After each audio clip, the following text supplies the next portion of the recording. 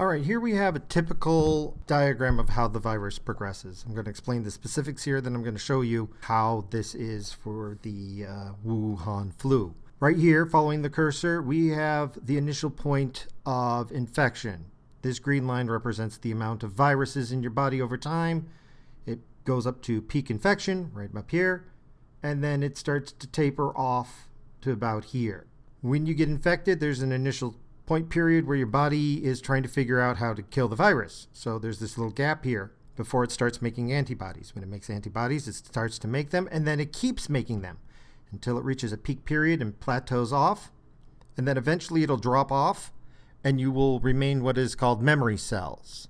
These are cells that remember what this virus is, and the next time it sees it, it will just go, oh, it's that sucker again, and then just start pumping out antibodies to get rid of it. This is how vaccines work. They basically give you a safe version of the virus.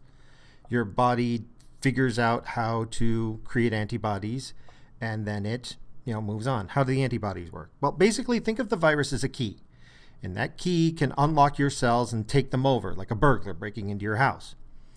Your antibodies are locks. They're fake locks.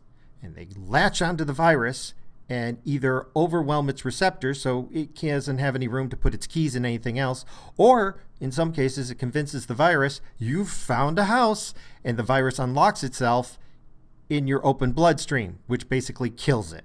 So that's how the antibodies work. So your body will pump them out until it overwhelms. This pink line here is your symptoms. So you can see you can get infected, but there's usually a lag period before you actually have the symptoms. And then the symptoms peak up, and then they taper off as the virus goes down. Why is this? Why doesn't your body immediately start doing symptoms? Because your symptoms are to protect your body.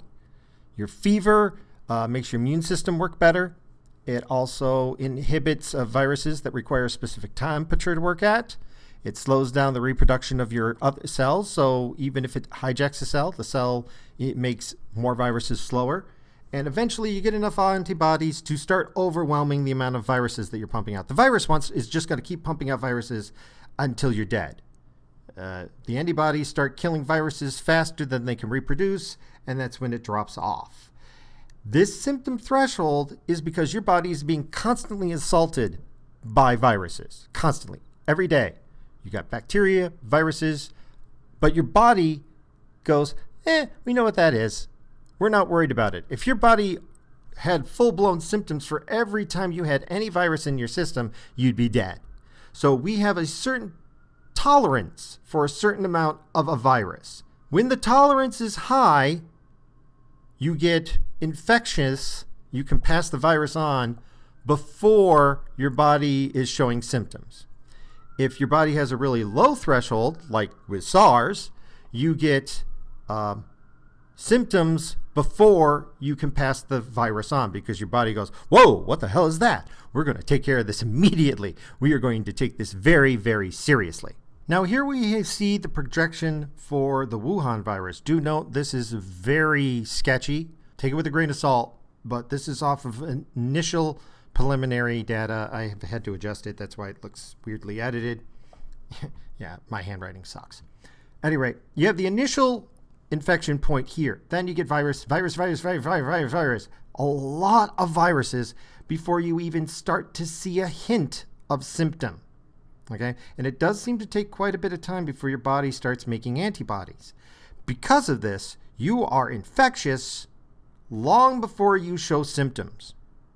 Okay, this time period here, the dromal period, I suspect you get initially infected, probably are infectious by about 12 hours, maybe 24.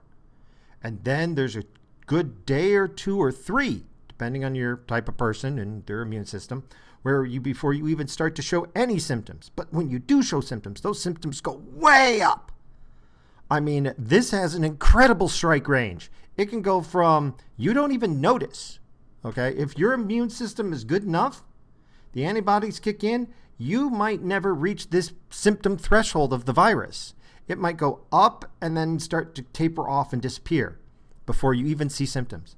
But for the typical person, you start to make the antibodies, they make it up into here, you reach the peak virus, but unlike that unusual drop-off on the previous one, the virus, your symptoms disappear very quickly, but you still have the virus load, and it continues in your system for quite a while, so you are infectious after you no longer have symptoms for however long this time period, however long this is. However long this period is here, that you are still infectious, and then it drops off.